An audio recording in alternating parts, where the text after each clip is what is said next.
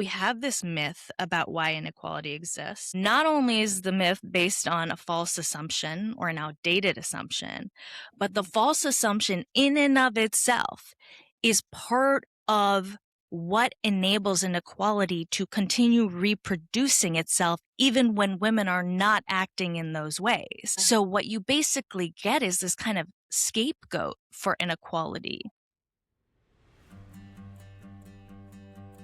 Hi, Huntresses. This is Talk Rich to Me, where we get more comfortable talking about money and dealing with money. brought to you by Huntress Wealth. 71% of women are investing, but only 1 in 6 feels confident about where she's headed. Huntress is the all-in-one financial app built to help you make a plan, get actionable steps, and build your wealth. Join the waitlist at huntresswealth.com and get good with money. Hi, welcome everyone. We're here today with Stefanie O'Connell, the author of The Ambition Penalty. So, Stefanie, let's dive into it. Thank you, Stefanie.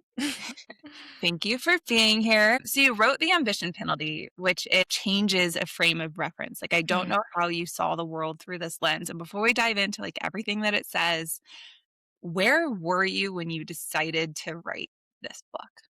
I wish I could tell you I had some magical aha moment, like a strike of lightning, and it all just came to me. But I will say that the process of not only researching this book, but coming up with the framework for making sense of it. And when I say making sense of it, is making sense of a world in which women's outcomes really haven't moved in a meaningful way in decades on terms of metrics like pay or basic access to personal safety or autonomy or meaningful corporate and political leadership. Making sense of that at a time when women were more educated than ever, more ambitious than ever, and trying to understand why women who were doing all of the quote unquote right things were kind of stuck in the same place as their predecessors or the same place as women were when they started. And the moment it came to me was just slowly revealed over time in reporting and really starting to lean into my curiosity about what was actually happening in this disconnect between what we were being told to do to get certain outcomes and what those outcomes actually were. Why were they not what was promised? And I was reporting for a while about women's finances at Real Simple magazine, and I would have women calling and sharing their money stories, their money secrets.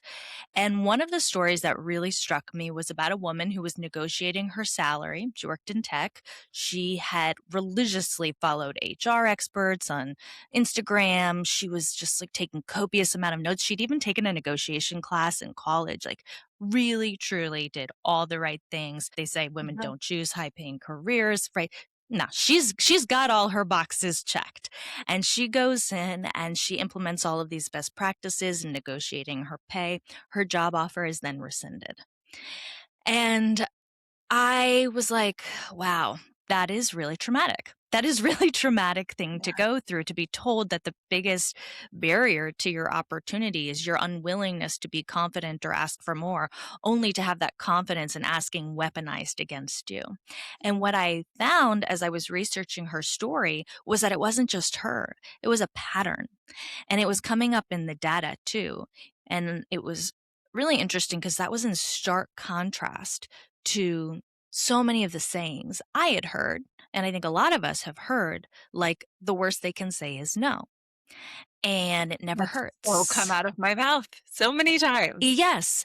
And me too, right? Like this, like I said, it wasn't a lightning bolt moment. It was more like a starting to question the stories and advice I had come to believe and trying to understand, well, what's actually going on here?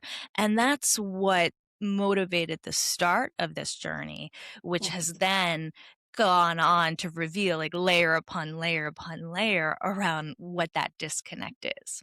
Yeah. And so I've got a feeling we grew up in similar times and similar messages, right? So like the my mom, who's probably going to listen to this. Hey, mom, hi.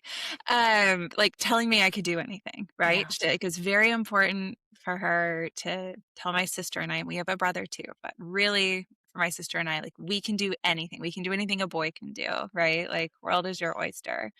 Um, and I love that sense of confidence that it instilled. It's not like we shouldn't tell our daughters that. But then in my 20s with like everyone being like, have you read Lean In yet? And full disclosure, I don't know that I should admit to this. I still haven't read Lean In. I'd heard all the concepts. Grab your seat at the table. Don't sit on the side. And it was this management of how we were supposed to show up and like get what we wanted. You were noticing this and then like living it and realizing it not working. Yeah.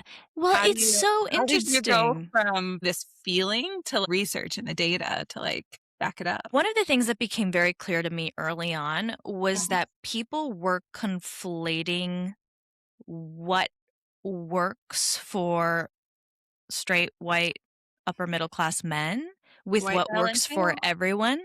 Yeah. And they were also conflating their own personal luck with just general good advice. Yeah. So one of the things that was very, very important to me when I started digging deeper was that I write a book that wasn't based on anecdote, but that was based on what is the norm. What is the norm in a situation, and why does that norm differ depending on the identity of the person, even if they're implementing the same behavior? Because a lot of times people will say, well, I did this and I got this. But that is often not representative. And it's often really unhelpful in the context of understanding why our collective outcomes haven't improved. And I think the reason those collective outcomes haven't improved is because the research tells us that this kind of individualistic approach to getting ahead in terms of equity, in terms of like women's outcomes as a social class, not a woman getting ahead. The research is very, very clear that you can't individually empower your way out of inequality. Now, this is not to say that I don't think women should be taught to be confident, or not taught to be. They already are, or taught to be ambitious, because they already are. And I also think women should negotiate. What I have an issue with is the way we present the myth that women don't negotiate or aren't confident or aren't ambitious as the reason why gender inequality exists. And so what this book is about is not only kind of busting these myths and misconceptions, but also really understanding what buying into those myths costs us all. And there's a really fascinating paper that I write about in the book where researchers specifically studied the myth that women don't ask for more. And not only did they, like previous researchers, find that women actually do negotiate their salaries, much like men do, but are less likely to get what they ask for and more likely to be penalized for asking, but the myth that women don't ask for more in and of itself also increased gender stereotyping that hurts women in the workplace, and it reduced support for policies proven to close gaps in pay, like pay transparency. So this is a paper that reflects a lot of the different themes of the research that I dig into throughout the book, which is basically this model of we have this myth about why inequality exists. Not only is the myth based on a false assumption or an outdated assumption, but the false assumption in and of itself is part of what enables inequality to continue reproducing itself even when women are not acting in those ways. So what you basically get is this kind of scapegoat for inequality, because even if women are asking for more, if people believe they're not paid the same because they don't, then you can just keep claiming that the problem is women don't ask for more even when they are. And this is why this is maddening, right? And to be sitting here watching the discourse kind of coming up again in like a little kind of girl boss 2.0 going on right now here in 2026, it's really crazy making, because what we're doing is reinforcing these same myths and misconceptions that have locked this inequality in place for as long as it has been. So Yeah. it's just very, very difficult to grapple with the strength of those myths, the extent to which we all bought into them. Because to be fair, like I did too, we grew up on those myths, and I think they came from a place of hope, right? They came from a place of good intention. The idea that, well, if you could just be confident enough, or ask enough, or speak up enough, then that would solve all of your problems. But I think the reckoning with that failed promise is something that we're all experiencing in midlife here. For those who are like me, I'm turning 40 this year. According to the latest 2026 pay gap report from Glassdoor, my career is stalled out, statistically speaking. It shows that women's earnings growth stalls out in their mid 30s, while men's earnings growth continues to climb for another decade. That is the latest data. That is the data reflecting the outcomes of the girls raised on girl power, coming into their careers during the girl boss era. The women who have been in the workforce for 20 years, more educated than their male peers for over 4 decades now, still not being able to move the needle. Not only more educated, but our labor force participation, that gap is closing as well, right? And so it's not even like we're not in it or we're sitting out, right? Certainly we know that um, career interruption is experienced more by women. I'm like equal opportunity career interrupter, like men's careers should also be getting I interrupted at agree. the same rate. That's a huge part of Um, my book. Men's yeah. careers need to be interrupted. Yes. Exactly. We are all complex human beings. Women aren't the only complex human being. We are getting just as much education. We are pursuing just as much ambition into the careers that used to be more imbalanced. And then we're doing so with the same labor force participation, and it's still not moving the needle. Oh, And and we've so, been regressing in recent years. Gender pay mhm, gap's been widening in recent yeah. years. And I just come to that stat because it's one we are all familiar with. But in the book, I dig into all of these different stats. Like this is a pattern that trends across all kinds of leadership, power, access to leisure and free time, even. Mhm. So I just want people to know that I use it as a shorthand, but it's actually indicative of chronic gender gaps across so many metrics. We have talked pay gap, but let's broaden this out to like a couple other examples that people might have heard. Like, getting to that, like, oh, that realization moment. Imposter syndrome has been a hot one for me for a while. Imposter syndrome, we really only talk about it when we talk about women, Yeah, that's always right? a really good indicator that something else is up. If Uh, there's a kind of phrase that we're using in a very explicitly gendered way and it really doesn't apply to men, Having it all. yeah, having it all, work-life balance, like, that usually tells us that something else is going on here, and what Mhm. those phrases are typically doing are disguising a systemic failure as a personal failure. And even if we say imposter syndrome isn't a failure, even if we're speaking about it in a validating way, we're still talking about it like it's an individual issue and Mhm. something that can be overcome on your own instead of it actually being a rational response to being treated like you do not belong, because that's what it actually is. Mhm. Imposter syndrome isn't something we made up. It's not something we can confidence our way out of. It is the result of power systems, workplaces, and all of these environments in which women are systematically to this day excluded, belittled, looked over, and really have worn and torn down in a way that does make them question themselves. Totally. The one that I think it's a good struggle. I'm happy to be on the struggle with is like we are talking about personal finances focused on women, and our whole reason for building this company is gender equity. Like we saw the need that like no one person was going to solve this. We need Mhm. to all collectively be exercising our power. It's like building wealth, yes, but like using your wealth is just as big a part of the equation for us. But I struggle with marketing this Mhm. because we do want you to have confidence and clarity, but we also don't want you to be told over and over again that you don't have confidence and clarity already. And so it's this notion like our financial literacy. It's people very quickly go to it's like, oh yeah, we need more literacy. And it's like, I don't think women are financially illiterate. Like I wholeheartedly, maybe you've heard that, maybe you've adopted that thought about yourself, but you know just as much as the run of the mill man does too. Like it's we talk about financial literacy in women a lot. What are your thoughts on that? Or like what have you noticed or have you seen any kind of research in that area at all?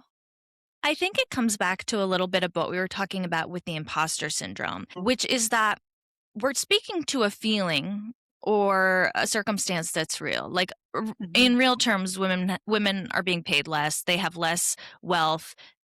There's a real issue here. But what we're often told is that that is the result, again, of some kind of individual failing instead of the direct result of women's systematic underpayment, exclusion from financial conversations, belittling women around money, belittling their shopping habits, considering everything they earn or spend money on frivolous.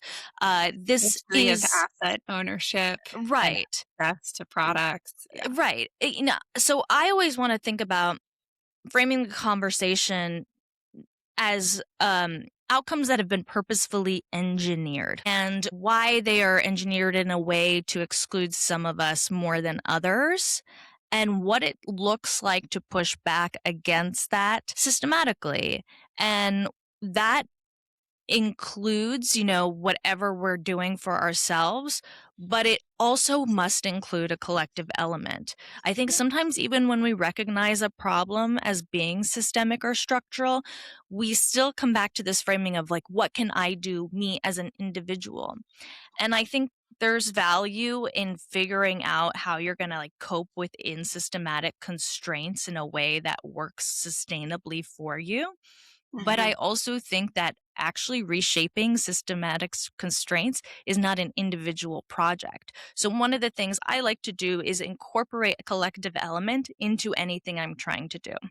So, if it's trying to be paid more money or build my wealth in a better way, what does it look like for all women to be paid more money, for all women to be able to build wealth in more sustainable ways? And how can I work with other people to push against those barriers that stand in our collective way, in addition to whatever I'm doing for myself as an individual?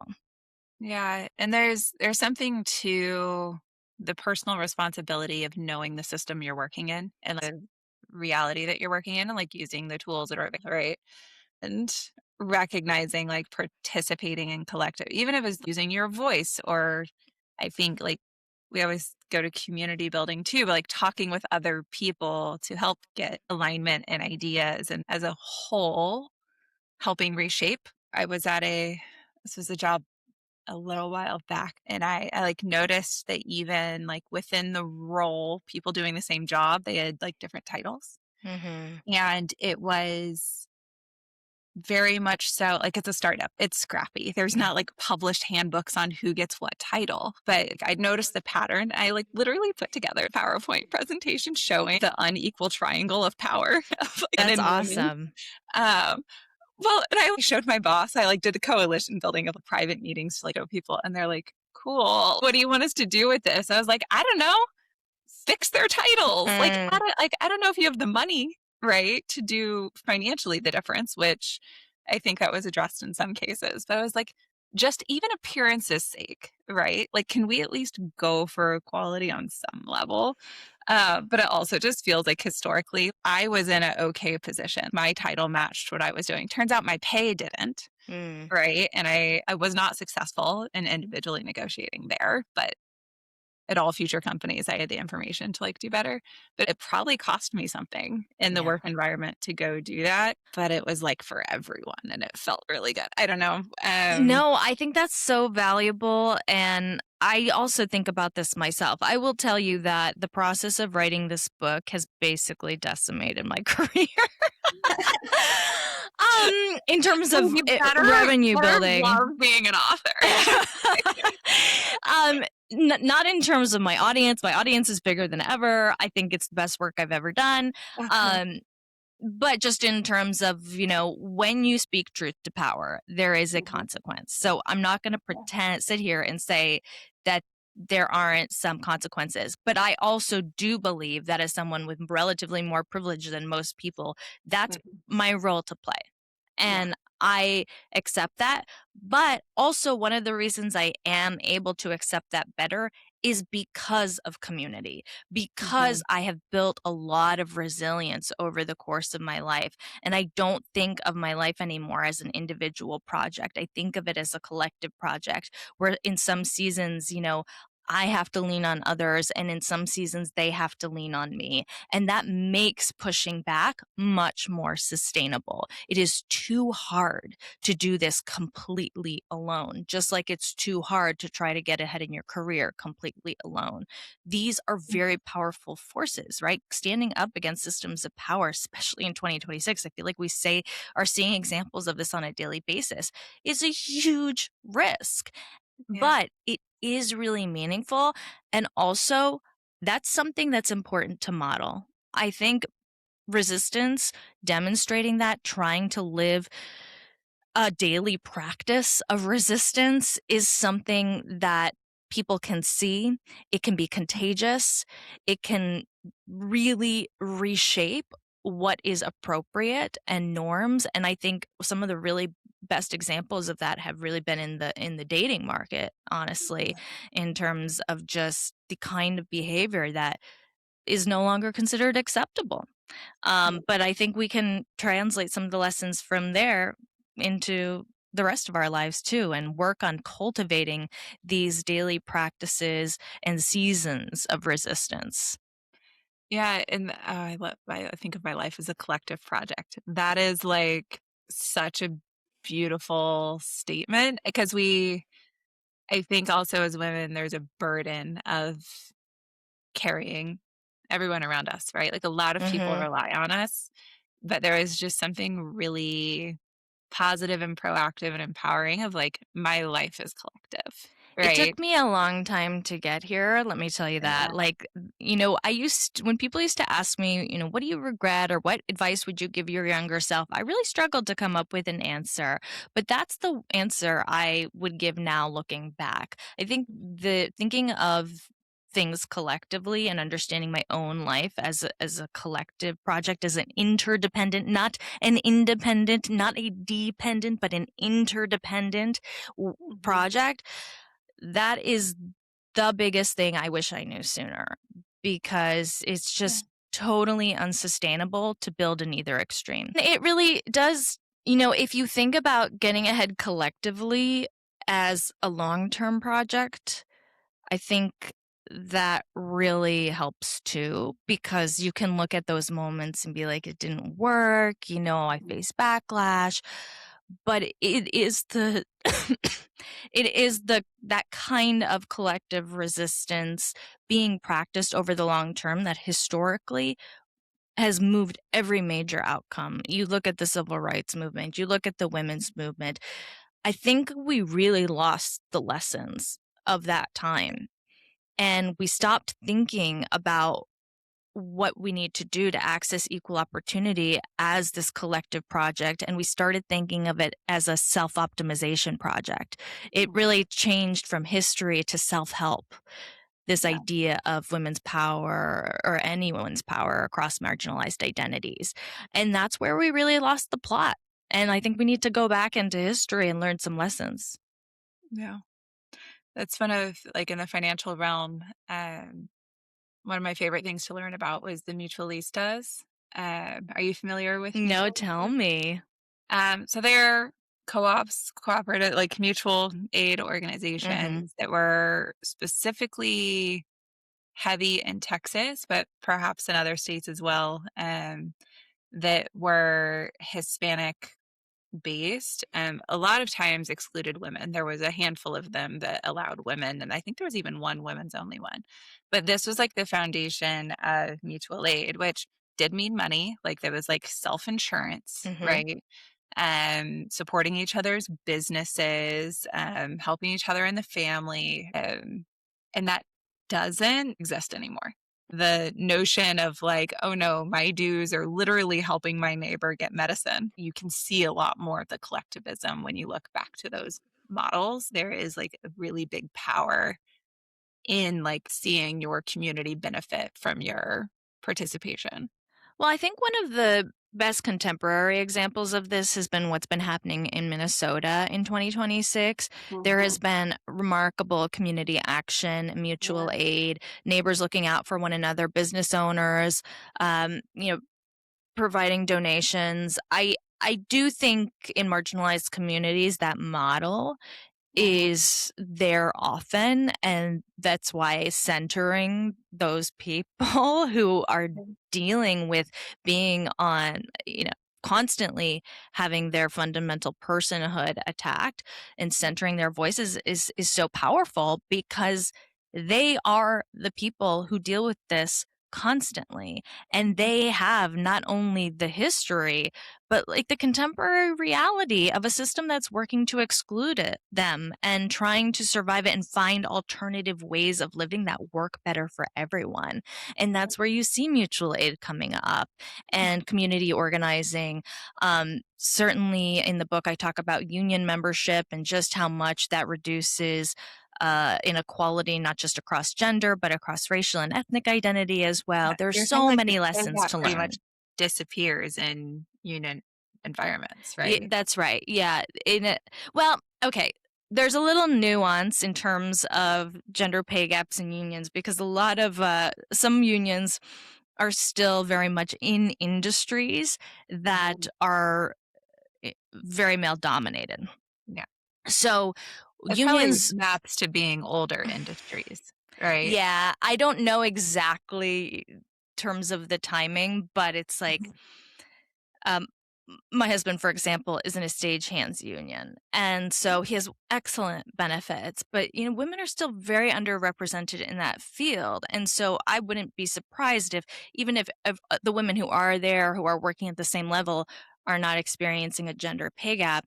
How gaps wind up being reinforced is by like women not getting hired in the first place, right? Yeah. Or if they do get hired, getting locked into lower level roles. So Mhm. I think it's really important for us to look at what's working, but also understand what is it about what's working that makes it work. And understanding like any of the solutions I talk about in this book aren't silver bullets on their own. They have to be constantly examined and saying, okay, well, we implemented this collective organizing or union membership, and yet we're still seeing these gaps. What's going on here?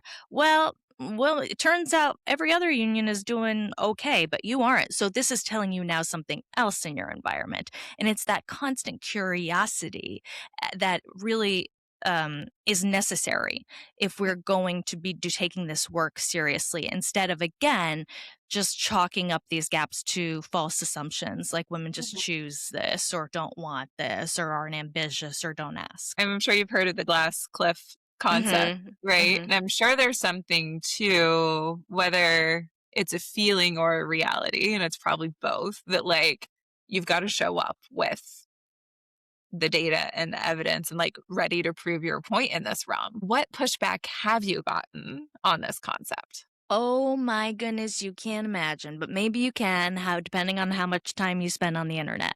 So, for context, I report on these dynamics not just in my book, but I write articles, I make a lot of social media content. So, I'm also in a pattern of constantly getting comments and feedback to my work.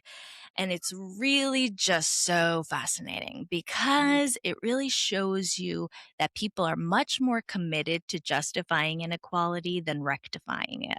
Mhm. And if you talk about something like unequal pay, because it's something that comes up all the time, you'll, of course, have a million trolls in your comments telling you that the pay gap isn't real.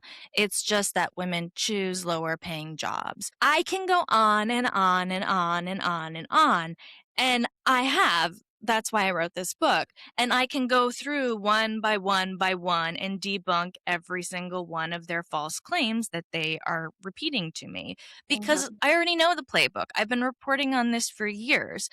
And yet there's no evidence I can cite that will make them accept that this is a problem that exists, first and foremost, and needs to be addressed. It's that and needs to be addressed that they don't want to deal with, and so it's easier not to admit it exists, you know? Yeah, because it allows you to maintain an illusion that inequality is either the result of personal preference, like women just choosing Mhm. things, but most people wouldn't explicitly say this, but um, basically what they're saying is men deserve more and women don't.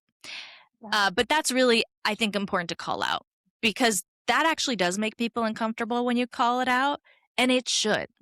Yeah. And if data doesn't matter, feelings do.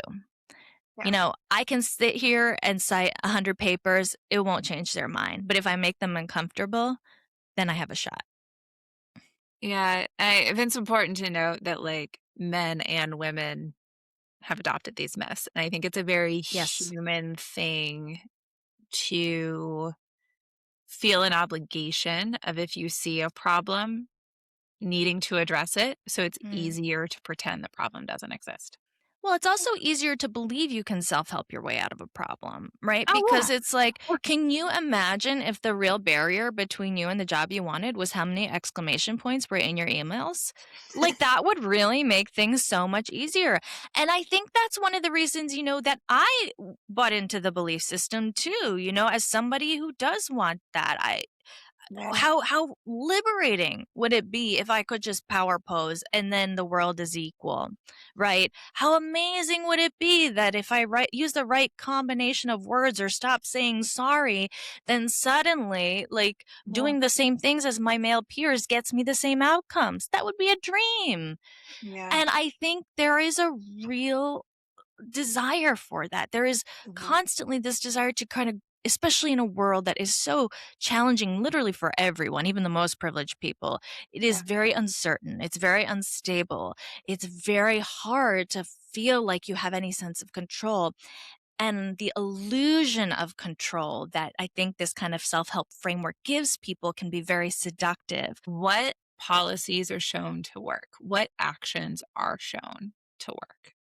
Yeah, so I mentioned earlier that transparency policies, not just in terms of pay, but also to your point about titles, understanding how opportunities are distributed, how they Mhm. are rewarded, not even trying to put your thumb on the scale in any way to change how that works, literally just making transparent the processes by which those things are happening reduces inequality because what it does is it keeps people accountable and in check who believe they are unbiased. And it forces them to confront the fact that they are. And I Yeah. think one of the lessons from the literature is you should never assume you're unbiased, no matter who you are. You should always assume you're biased to begin with, because the more you think you're unbiased, the more bias you express, scientifically speaking. It's called the paradox of meritocracy, where the organizations that consider themselves the most meritocratic actually perpetuate some of the greatest biases. And Mhm. so, accountability Yeah. and transparency are the two fundamental themes that come up in all of the solutions that actually work. Yeah. So, if you implement a pay transparency policy, for example, and gaps get worse, you Then could what do you do? say, well, that just shows us that it really was women weren't interested all along anyway. We did the transparency policy, right? Mhm. And people do that. Yeah. But that is, again, operating on those myths and misconceptions that are really just a way of justifying inequality instead of rectifying it. So what you do instead is you get curious about the gaps that emerge. Well, why Mhm. is this happening? Is is this happening at every level? Where in the process is it happening if it's not happening at every level? Is it a And one of the department things that's seeing more than another? Yeah. Right. One of the things to really deconstruct in these processes too is just the frequency with which you have s- um, examples, like I talked about pay negotiations, but the frequency with which you have these events in which the same inputs produce different outputs across identity. Okay. And there are so many of those moments in a career, from when you get hired to the way you're being evaluated to who's getting access to mentorship opportunities and sponsorship. Zooming away from just those single moments of direct discrimination into understanding the compounding cost of each of those little Yeah. moments over the course of a career, and really bringing transparency to all of those moments and accountability is really going to take to disrupt those patterns. Very much so. It's the transparency and accountability, like we were mentioning, like unions work, at least to some Yeah. extent, right? And it's like, it's not, maybe it's not that unions are better negotiators because there's this collective bargaining process. It's because there is a process that Correct. is documented and public and understood that sets the rules for how everyone gets paid, or the rules for the leave, or the rules for titles and, yeah, It's flexibility. Like, yeah, the unions offer such a valuable playbook even for people who aren't in unions. When you have this kind of opaqueness that we have within, the private sector, there's just so much we don't really know about why things are happening the way they're happening, and oh, how often those rewards are being distributed because of any number of reasons: the old boys club, nepotism, a million things. And yeah. I think in that way, transparency is something that companies have an incentive to adopt too, because it really hurts employee morale if people feel like what they do doesn't matter. Mhm. And it's not good to promote people who are not as good, who are not efficient, Turns who out, are not great yeah. performers. Well, And I yet, that's think how companies constantly operate. my number one advice to people when interviewing and like negotiating a job is like, yeah, sure, do all your research, know what you're worth, like do all of those things, but ask for the employee handbook, Mm, right? Like just straight up, cool. Can I get that in writing and can you provide the employee handbook, that's right? great advice. And it's not like, what is your PTO, Yeah. right? Or it's not like, hey, I think I might need parental leave, right? Like you don't have to disclose anything about yourself in that process, but you immediately see how transparent they are and how specified, like how to play the game. And it gives you all the answers on what you probably can negotiate, Mm-hmm. right? But it's that notion of like, oh, we don't have one, or no, we can't give it to you. Mm-hmm. Or if it's a mess, right? Like those are all signs to run. Like, Yes. and that's, short of having a union in your corner, like that is the kind of stuff, like making sure the processes are there. Like, That is really, really? really good advice that I haven't heard someone articulate that way before, but is really excellent. Because again, it's showing you, what is the commitment of this company to transparency, accountability, like making sure everybody knows the rules of the road, And and we're we're not operating required in the darkness. at that individual level, maybe think of ourselves as a collective project, as investors, as employees or employers, as donors and contributors, right? As resistors. What are some things that we can do or look to participate in to make a difference? You can challenge expectations around what power should look like or who should have it every single day in every environment you operate in. And Mhm. it doesn't have to be this thing where you like walk into the federal government and say, I'm going to do a sit in for parental leave, right? We often imagine that when we talk about systems change, we're only talking about like some huge national legislation. And Mhm. so, therefore, we can do nothing. But one of the things I break down in the book is how systems operate at every single layers of our lives and in ways that we interact with every day. And so, that understanding that really gives us an opportunity to show up individually in resistance Mhm. every single day. So, interpersonally is a system of how household labor is distributed in your own home. Let's adopt our systems thinking to our everyday lives. What are the expectations of the school environment and how parents are expected to show up and how that differs across identity and the expectations that are unfairly placed on mothers relative to fathers? And how do you push back against that? Yeah. I'm much more worried about modeling as I'm a mom in my motherhood. The thing I worry most about is not like how much I bake for a bake sale. It's more about how much do I reinforce my daughter's perception that it is women's responsibility to always take on the unpaid care and labor.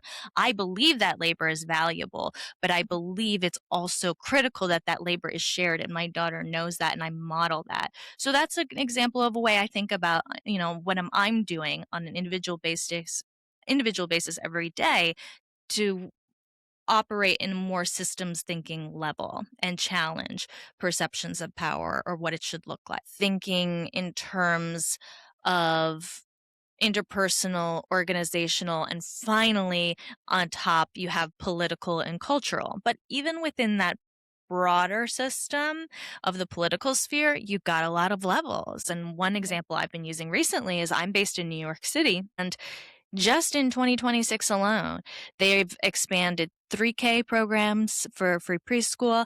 They're rolling out childcare for 2-year-olds next year. And it really is a case study in the fact that our greatest barrier to these things is not a lack of these solutions. We know these things help people. We know they reduce gender gaps, but we also know they provide critical care infrastructure and support to families. The biggest barrier is political will. And Yeah. so if you understand that the project is coalition building and sentiment building, then you really understand how important just the myth busting really is, because it's the myths that keep us in this kind of self-optimization trap and gets us to blame women for their own marginalization and other minorities for their own marginalization instead of the systems that marginalize them. So myth busting is actually one of the most impactful things you can do on a daily basis. Well, I'm a walking well, actually. So, Well, I love that. I love that as a full-time myth buster myself. and you talked about even starting within our own home. Mm. Women aren't going to fix gender equity alone. And so, how do we invite men? And men suffer under this system too, right? How do we invite them into the solution? Yeah, I mean, patriarchy hurts everybody. It's absolutely limiting to men to have to cut off half of their human emotions without penalty. Like I say, women experience penalties for their ambition, men experience penalties for their compassion and for And being flexible, for the parenting. is that your next book, the compassion penalty? Because I hear a next book coming. Well, here's what I will say is my empathy is not that great for it, because the costs of men expressing empathy relative to the costs of women expressing their ambition are not comparable. It's literally life-threatening to, as a woman, to assert yourself or to say no or to set a boundary in a way that is not true for men. I'm not saying men don't experience violence, but they are not experiencing it based on this transgression in a way. There are certainly, I would say, if for men from marginalized backgrounds, that's a different story, right? You're talking about trans men, you're talking about LGBTQ men. But even that is still shaped by this fundamental idea that to be The a right man, the right man, you can only be this one way. And to be a woman, you can only be this one way. And so, just like I said, it's incumbent upon me as a woman with a lot of relative privilege to bear some of the costs of the backlash. It's also incumbent upon men to bear some of the costs of the backlash that they might experience, let's say, if they take the paternity leave that they're entitled to, or if they are the ones who start having to leave work early to go do school pickup when there's an unexpected early closure. I think we give them too much grace, to be honest. Because our systems are so bad, what winds up happening is we wind up saying, well, it's just that it's a system failure. And it is a system failure. But it's also a failure of a system of heterosexual households in the nuclear family that says, oh, when the system fails, it's women's job to pick up the slack. And so this is very, very a huge focus of my book. And I just want to say that, I believe patriarchy hurts men very much, But I really, really do think that the responsibility to kind of lean into dismantling this really is going to come with costs that men must be willing to bear as well. Very much so. Claudia Golden is like my Mm-hmm. favorite person, maybe. Her work on like greedy jobs. This notion that it is very reasonable to want to protect the financial stature of your household Mm-hmm. by having someone in a greedy job that the whole point of it is it pays more, and that having two parents in greedy jobs is very hard. You better be getting paid enough to pay for all the help and support that you're going to need, right? Mm-hmm. Without underpaying them. Well, and then I'd also argue greedy jobs aren't necessarily required. And so, like, knowing Mm-hmm. what's important to you in the greediness of your job, I think it is going to take men having the resistance on greedy jobs because men are more likely to be in the greedy jobs in heterosexual like relationships. We know that the greediness is not necessary, and it's Mhm. also not sustainable unless you are willing to basically exploit someone else's labor. So, one of the really fascinating things in the research is the extent to which pay gaps are driven by married men. If you look at single men's incomes relative to women's incomes, gaps are much smaller. Their incomes are very, very comparable. And so, what it really tells us is that men are being able to sustain their earnings advantages in part built off of these quote unquote greedy jobs because they're relying on the uncompensated labor or sacrifice of women at home. Oftentimes, women, most of the time actually, scaling back in ways that they do not want, being Mhm. asked to sacrifice things that they do not want. And so what you're having is men getting ahead at women's expense. And it's been really interesting recently to see how marriage rates falling is actually contributing to a smaller gender pay gap for some industries, and also that work hours for men on average are declining. And when I say work hours, I only mean paid work hours because actually men have more access to leisure than women do. Men have more free time than women do. So even the idea that men are being paid more because they work more hours is fundamentally flawed. What you have is a system of paid labor and unpaid labor that is so inequitably distributed that women have less time and make less money and they have less power. And so, yeah, the marital dynamics are fascinating. There is a paper that finds that men who are married to women who stay at home are more likely to discriminate against women in the workplace. They are more likely to block those women's job opportunities and advancement. It's really indicative of the way in which we can think of these things. If we instead contextualize what we're experiencing within the broader experience of all heterosexual relationships and how consistently the things fall, the inequality along gendered lines, what you Yeah. really, really see is the way in which, the power is maintained by kind of creating these uniquely gendered constraints that reproduce the same outcomes even when more explicit barriers fall away.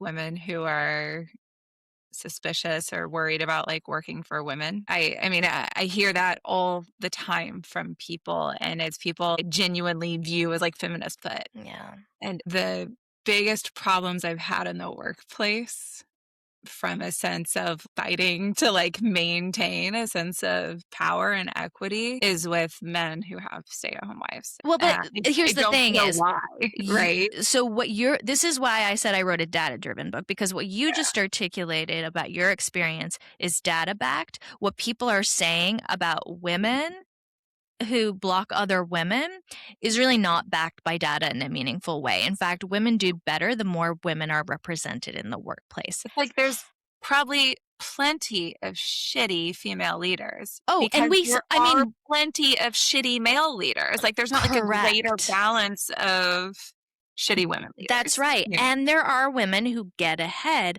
Yeah. by upholding Totally. patriarchal systems, right? Because when the way to advance is to be part of the old boys club, oftentimes you have to be willing to reinforce the old boys club. I mean, And that is our that's political system in a nutshell right there. 100%. Yeah. And I wrote this on my Substack. I wrote a whole piece about why I think that in the political system, those women were elevated, not only to basic, to provide cover for this, for misogynistic policies, which is how women leaders are often elevated.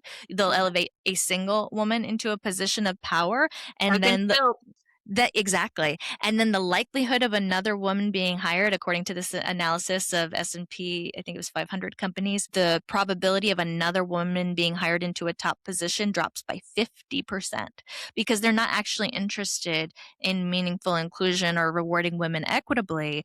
What they're interested in is providing cover for maintaining a patriarchal work culture while pretending it doesn't exist. And then they will throw you under the bus. Yeah. They will throw you under the bus. And then it's also very effective because when you have a single woman in a position of leadership in a culture that is still not willing to change in any meaningful way, you can also sideline the women who are trying to change it.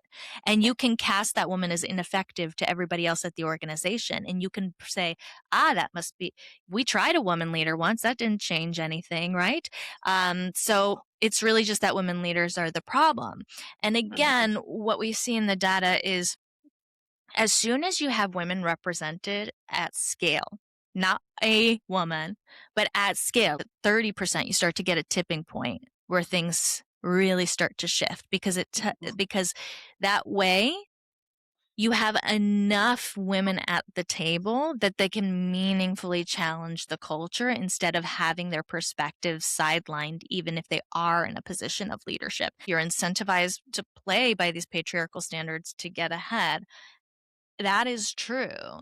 And yet, even with that in place, when we do see women accessing power in a meaningful capacity, we do see statistically the vast majority of the time at scale, outcomes improve for all women throughout the organization. And so that's why I think really important, even when we talk about what works, what's the metric we're using, not what worked for me, because then it could have been a million other reasons that happened. No, what works statistically, collectively at scale, not for a woman, but for women as a social class that also is inclusive of many other social classes. We do end every episode with 2 questions. The first one is, what is one piece of advice you have for all the huntresses out there? Practice your collective thinking and practice your systems thinking and recognizing what systems you're operating in every day that extend beyond, just policies and laws and legislation. Remember, see it and learn to recognize it in your everyday life. What are you being incentivized to do that's really contingent on your identity and not what makes sense? And find ways to practice your resistance. Amazing.